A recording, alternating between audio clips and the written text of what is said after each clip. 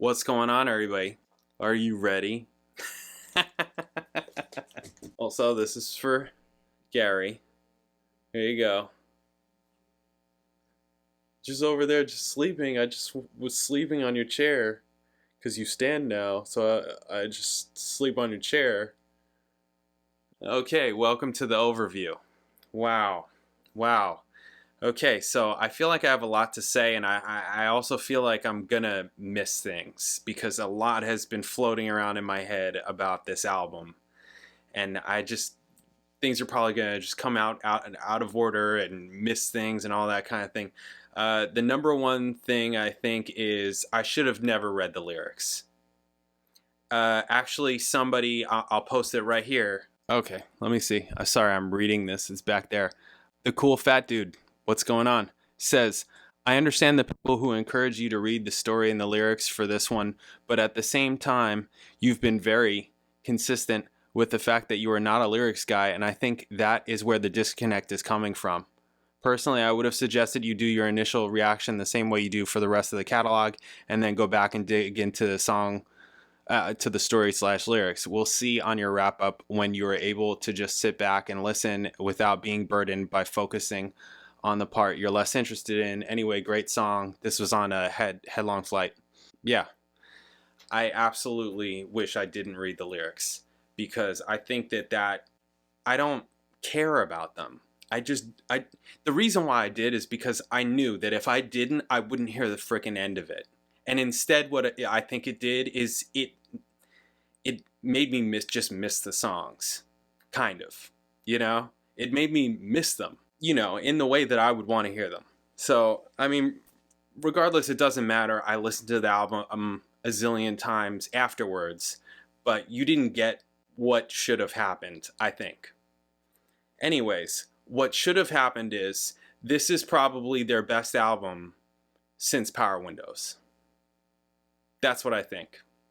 I think that this is, maybe there's one album that's like in the running with it, like from Power Windows on, like one of their 90s or whatever. But I don't know what that would be. Counterparts? Maybe. I don't know. Or maybe Vapor Trails, Snakes and Arrows. I don't think so. I think this one's better. That's what I think. I think that this is the best album since Power Windows. For Rob, do I think that this is like Grace Under Pressure? I don't. I don't think so. I see Grace Under Pressure as an underrated album. I don't see this as an underrated album. Even me going into this, I had expectations of people just being like, this is like glorious. It is the most incredible thing for them to leave on. And I think I agree. I don't think that it's better than their classic albums, right?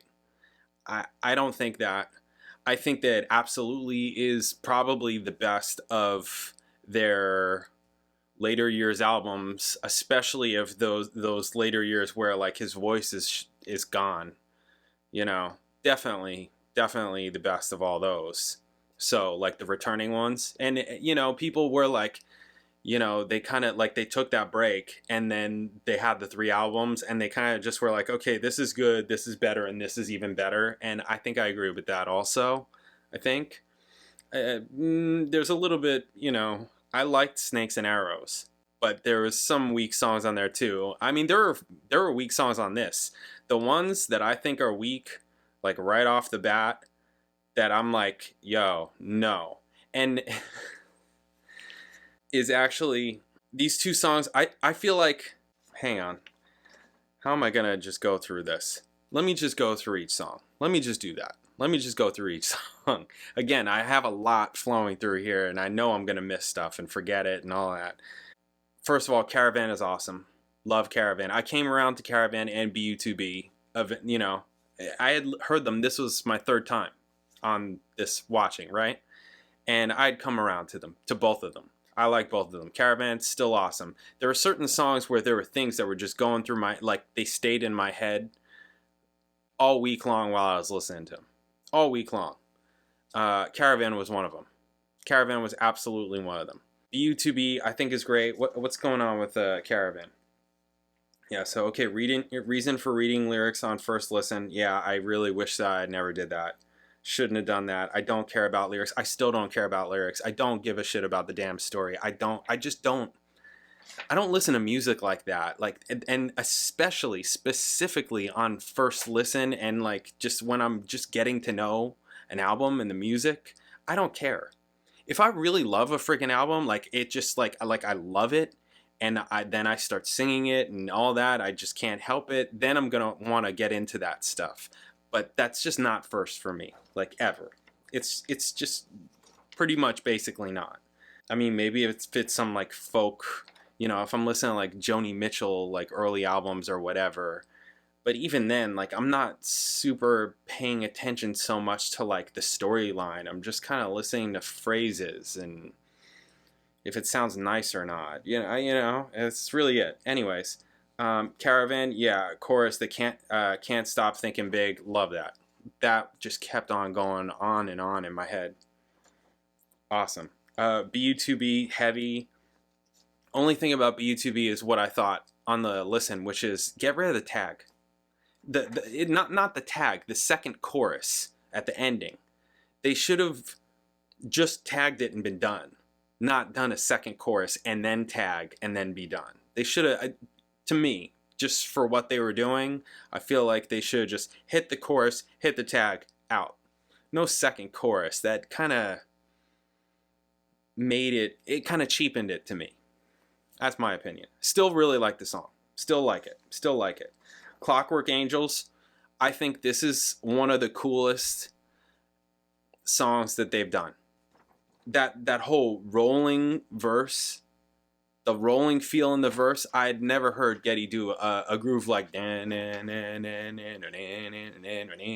like a groove like that. I'm like, I play grooves like that. I love that. That's great. That's awesome. You know, like that feel, I love that. I thought that was super cool. The bluesy section, the solo with that bluesy section with the slot, that shit was great. I love that. I thought that was awesome.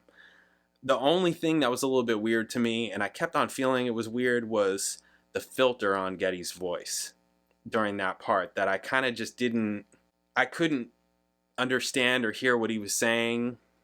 I mean, yeah, okay, I had the lyrics in front of me, but like on each listen, it's like I can't, it was too low for me, and I don't know, I didn't like the filter. I didn't really like the filter. And then there was that weird, what I'm calling, it's towards the end, there was I put a weird frog voice break filter. You know, when it like it just hits and he goes as if to fly. It just sounds weird. All of a sudden Kermit the Frog comes out.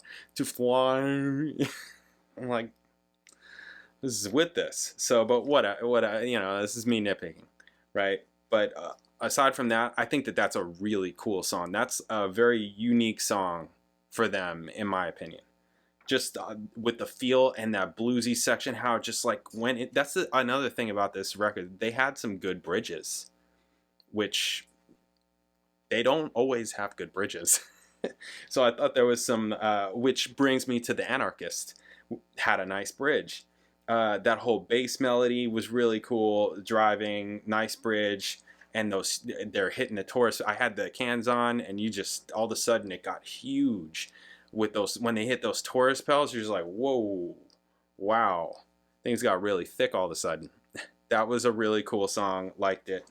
That, when I was listening to it, I wasn't into that one at first. Is that right? I don't think I was as crazy about that one.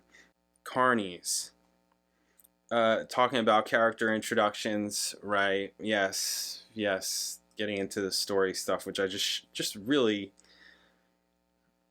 shouldn't have done. I just shouldn't have done it. That's just not, it's not, I can't say I don't care enough. I feel bad, but I don't. Saying all that, but I just don't care. And to the people that say that, like, oh, you're only getting half of Rush, I'm like, no, actually, I'm not. if it, you know, and also the people that are like, talking about like you got to read the book and all this stuff. And I said it in a comment. I didn't sign up for a book report. Like, that's not what I'm here for. I'm here for the music. To me, and I think I've said this before, melody, harmony, rhythm, lyrics. So what am I missing? 25%? The 25% that I don't care about? And frankly, if they sucked, if the lyrics sucked, I would notice. You know, like Dog Ears, just as an example, or Tai Shan, just as an example, I would notice. But if I don't, if it's not, that's how I listen to it. So it's like, if I don't notice it, then it's fine. Anything more than that, okay, that's great. And if I notice it and I'm like, oh, what the heck? What the heck? What was that other one? Red Tide? What the heck? No. Then I get turned off. But the music is what gets me. And the music is what has kept me on. It's what made me decide to do this whole thing in the beginning. Was the music. Had nothing to do with that guy's voice. I didn't like his voice at the beginning. Now I'm cool. You know, I'm like, yeah, Geddy Lee, great. Amazing. No other singer for Rush. Couldn't be anybody else. Don't care about the lyrics. Don't care. I just don't care. Good. Neil, go be a brainiac over there. Don't care. You know? Anyway, sorry to be so harsh. But, I started getting mad about it. I'm like, man, why? Why did I do that? Why did I give in to the pressure that I felt from a screen? That is so dumb. I don't care about those things. So thank you, the cool fat dude, for knowing and getting that. Thank you. Carney's is heavy. It had a decent chorus. It's alright. Carney's is alright. It's pretty good. Pretty good. Don't dislike it. Halo Effect, somebody said this is Rush doing their Goo Goo Dolls impression, which is hilarious. I think that the song is fine. It's nice. It's a nice melody, you know, which is something that I think I could say for a lot of the record. Nice melodies, which I think that's Geddy. I would say bass players are really good at that. Bass players are really good at frankly, a lot of things. I have to vouch for them as a bass player. Really good producers, really good writers, like melody writers, all of it. It's because if you bring it back to Bach, it's melody and bass line, which is your counter melody. And then you think about James Jamerson, vocal melody, bass line melody, your counter melody. Like, it's just innate. It's innate in bass players. And because of our role in the band, bass players are great producers because we have to see all angles. It's like seeing the whole entire field, where guitar players, the only field that they see are the frickin' tits in front of them, you know, or whatever, you know. Sorry to be so crude, but you know what I mean? Like not all of them. You know, I'm generalizing. I'm being unnecessarily harsh, and I'm trying to joke around. So sorry, at the expense of ladies. I'm sorry. Jesus, it's really rude of me. Anyways. We've been on this journey for a long time. You should come to expect it. The song is fine. It's a nice melody. I like that whole mandolin solo part, or mandola or bouzouki or whatever the hell instrument he decided to pick up on that day in the studio. I like that part. That's mostly what I liked. Overall, it's nice, but that's that. That's kind of that. It didn't like move me in some way. We'll get to that later. Of course, everybody knows where I'm going to go with that. 7 Cities of Gold, all I wrote down was no. No. 7 Cities of Gold, I really like I was getting into that intro. That intro was great, how it developed, but then it lost me when it all came in. I was like, oh, no. Yeah, once it went into the riff, I was kind of like, I don't like the chorus. I think that's what it is. I don't like the chorus. I don't think it's good enough. I don't like it. The Wreckers. A lot of people like the Wreckers. And, you know, I think that when they wrote the Wreckers, they probably thought they had a smash hit on their hands. Because it kind of sounds that way. It kind of sounds like this could be like a hit. Melodically, and just there's something about this song that came off like that. But it's not... It's an okay melody and chorus and all that. The strings really helped. Probably the coolest part of the song for me was that big string drop. Where is it? Yeah, the verses don't get me. Like there's something that I noticed. Here's what I noticed about vocals. Every single goddamn song that they say shore, like on the shore, unseen shore, western shore, it's like throughout so many of their lyrics and on albums, I hear it. I feel like whenever they say shore, or whenever they rhyme like anything with shun, illumination, pollution, corruption, etc., etc., just something shun. I feel like they do that all the time, and that's when I start noticing things, and it's not a good thing. Like, again, I'm not like a lyric person, but those are the things that I notice, and then I'm like, oh yeah, I don't like that. Yeah. Anyways, that may be stupid or whatever, but that's like, that's what I hear. I'm like, ugh.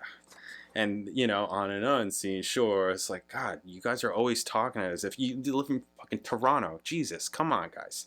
I mean, what shore are you talking about? Don't talk to me about lakes. All right, insane. Anyways, yeah, this chorus just sounds. I mean, the melody is nice. It is. It's nice, but just how much they really pound it out, I'm just like, it makes me feel like they thought that this is just this. We wrote a pop song, guys. That's kind of like how the song plays out to me. The strings really help. Like that, the strings probably were the nicest part of the song. Another pretty good bridge. I just want to hear that string drop. Woo! Out of the bridge, really cool. That's really cool. And then they go back into it's a nice melody. Really, there are really nice melodies on this album. I have to say that is a big thing. One of the killer songs on the album, Headlong Flight, right? Killer. Everybody knows that. Killer, just really, really, really cool. Geddy is just playing his ass off all over this song, all over the song, all over the song. Again, I can't wait to see him. I need to listen to the album before I watch the live clip, so that I can just have it in my ear, because I'm like I said in the video, it's like I want to see this guy play what the heck he's playing and sing. Like, really, like what? Jeez. Yeah, great song. Just tons of bass, great stuff. Bu2b, I mean, it's an interlude. It's fine. Strings, nice. It's fine. I don't really have much on that. Wish Them Well, another song where all I wrote was no. This is another song where I feel like they wrote the chorus and we're like, wow, this is a smash. We just like wrote a great chorus. Yeah, I just don't like it. It feels like one of their 90s. It could have been on any of those early pre-break albums. It could have been on any of them. Don't like it. Not into it. And then we have The Garden, which is such an incredible song. The Garden is incredible. It's beautiful. It's kind of how I wish the whole album would have went. The piano was really nice. That was a surprise, because I never heard Geddy. I assume it's Geddy playing the piano. Never heard him playing the piano like that. I don't mean in any kind of virtuosic way, but just stylistically, like what he was doing.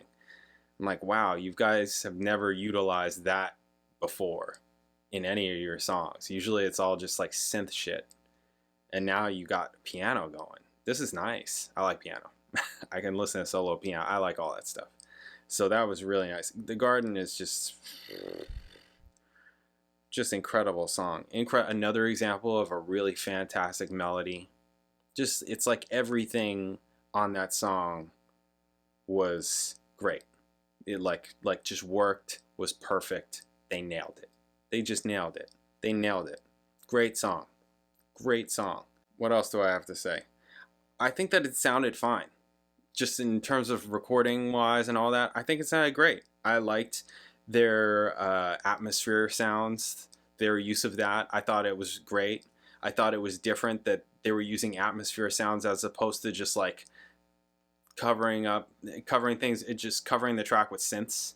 So because there's the difference between like synths and like synths being used as atmosphere. right? Synths being used for harmony versus synths being used for atmosphere. So I thought that was really cool, really nice. And I think just for their concept, I think really worked. Yeah, I think really worked. I don't know where I would place the album. I know what people are going to ask. I know people are going to ask. I'm not sure where I would place the album. Basically, the question, I mean, to me at least, would be is it in top 5 or not? Is it in top 3? I don't think so. I don't think so. It's not in my top 3. I don't think so. We're talking as a whole here. I don't think so. Because to me, Permanent Wave, Signals, and Grace Under Pressure as a whole are way better. There's nothing I don't like on Permanent Waves. There's nothing I don't like on Grace Under Pressure. And the only song I'm not crazy about on Signals is Countdown.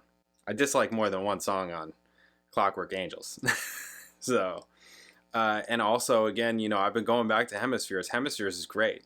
So, I don't think Clockwork... I don't know about that. Yeah, I don't know about that. Even I like Farewell to Kings, just not Cinderella Man. You know, I had to bring it up. So, I don't know. Power Windows. I don't know. I don't know that it's in my top 5. May not be. It's in my top 10. Oh yeah. Oh yeah, for sure. But I would say that's where I am with that. Anyways, this is definitely I definitely think this is a great album for them to go off on. Definitely. And especially The Garden. Just, my God. It's one of those songs that you wish that you wrote. You know, just as somebody that writes tunes and writes music, it has written music. It's like, this song is just amazing. It's fantastic. It's beautiful. It's all of it. And again, a lot of it is Geddy. Listen, for all the shit that I give Geddy Lee, I mean, there's no Rush without Geddy Lee. No different than there's no Rush without all 3 of them. And, that matters. He did a good job on this record. The melodies and the bass playing, all great. So there's your overview. That's what I got. I may be forgetting some things or missing some things. I'm sure that's what I got. Oh, somebody wanted me to listen to the solo on Headlong Flight. Yeah, just killer playing on this by everybody. I mean, yeah, it's a great solo. Yeah. I think I was saying, I don't really... Somebody asked about Alex's solos, basically, and I'm like, I don't specifically think that Alex's solo, they don't always like jump out at me. I mean, I know that there have been albums and certain tracks where I've mentioned it, like, oh, Alex is playing his ass off here. Alex, oh wow, Alex. That really started Permanent Waves for me. To me, Permanent Waves was like an Alex album. All before that, if you remember, I was giving Alex shit the whole time because I was just like, oh, this guy is like a little Jimmy Page over here. He plays all sloppy like Jimmy, like it was just obvious. It's just super clear. Specifically the early albums, obviously. But Permanent Waves, I was just like, oh my God, he is just killing this album. He's killing it. This is like an Alex Lifeson album. This is awesome. This is freaking awesome. This is what I want in a guitar player. Do it. Yeah, so incredible. Other times, I think that he does a lot of like, I don't know, his solos don't always jump out at me. It's not that they're bad. It's not that I think that they're bad at all. It's just, I don't know, there's something about it where that's not why I go to Rush. I don't go to it for Alex Lifeson's solos. Why do I? Well, I don't have that answer yet, frankly. I don't have that answer yet. You're going to have to ask me probably in a couple of years, frankly. Because my current answer is because I'm doing this. There's that.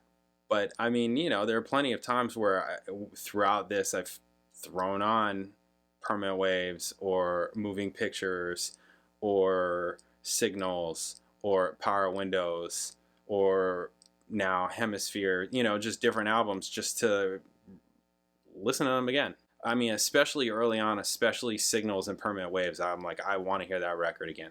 I want to hear that again. And other things, it's just like I don't always have time. Yeah, I don't always have time to because there are other things that I have to listen to because I'm doing this, whatever, Anyways, Yeah, this is a great album. Headlong Flight is definitely fantastic. It's a great song. Great. They're all playing their asses off on that song. Okay. First off, thank you to everybody who submitted. I read all the emails, all the messages. Probably one of my favorite parts about this is all of your email addresses. You know, Rushboy6969, 2112 Forever, Getty Lover, mostly at gmail.coms.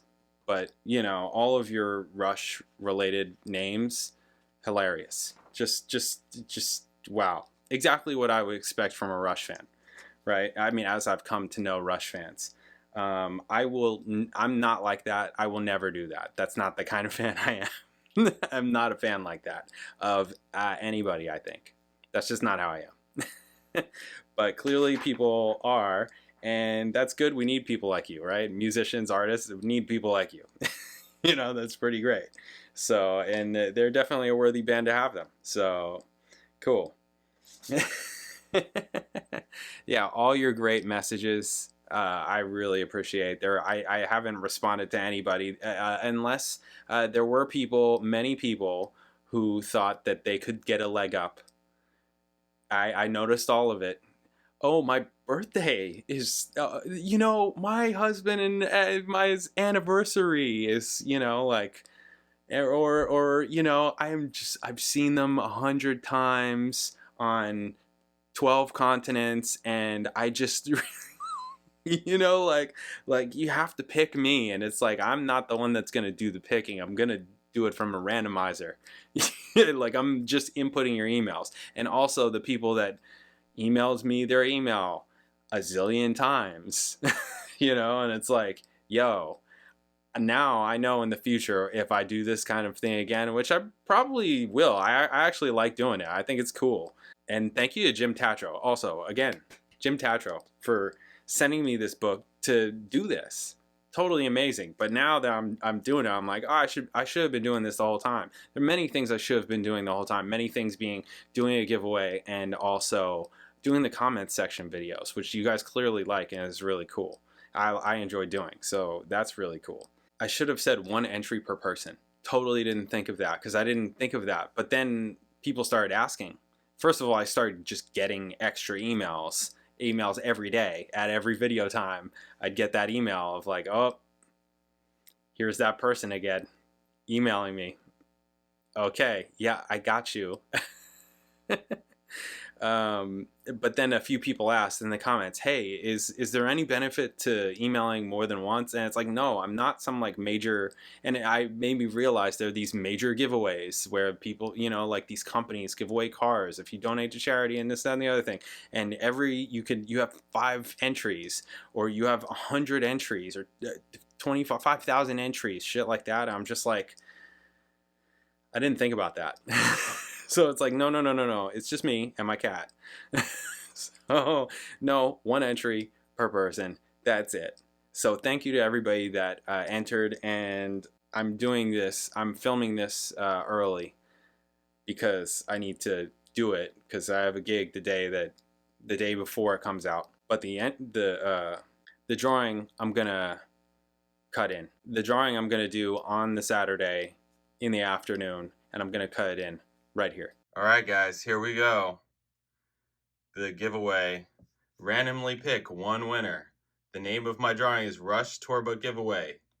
Email me at jpanreadsemail@gmail.com to complete my drawing. Here's all the emails, all right? Here we go. Pick winners.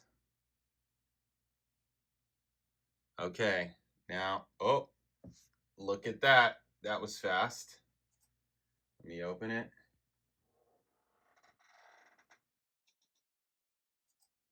Click. What do we got? Wow.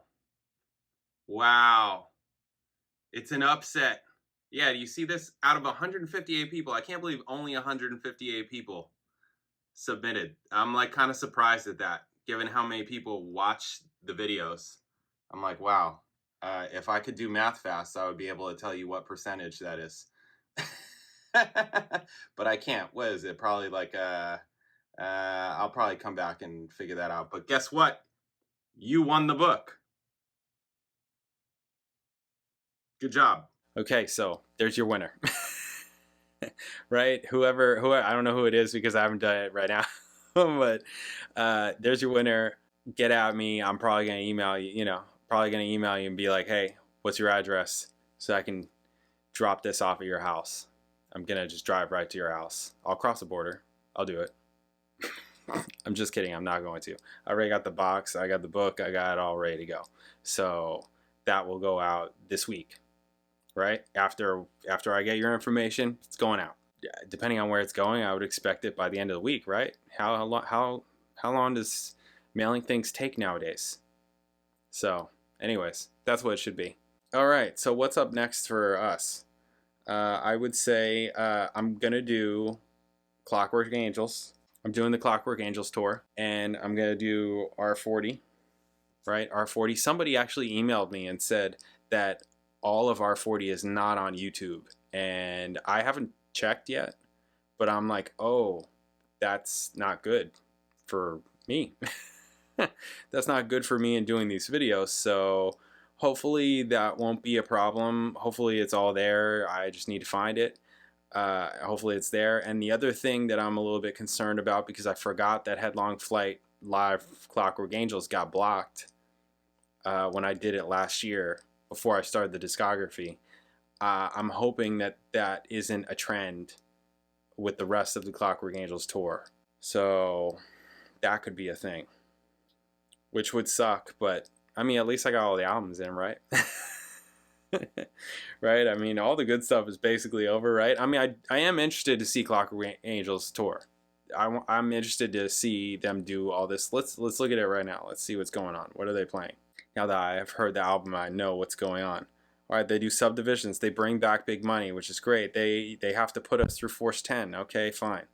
Grand Designs. Oh yeah, this is the one where they do a lot of oh yeah, wow, where they do a lot of power windows. Cool. Grand Designs, awesome. And then they do either the Body Electric, that's super cool. Middletown Dreams, super cool, or Limelight, don't care. But okay, fine. They do Territories, that's amazing. They do Analog Kid, that's amazing. They do either Bravado or The Pass. I prefer Bravado, and lately they've been doing that jam in Bravado. That's been really cool. They do Where's My Trilogy, Gangster of Boats. I fucking love that. That's hilarious. Gangster of Boats trilogy, love it. Part 4, Gangster of Boats trilogy, right? Gotta say the whole thing.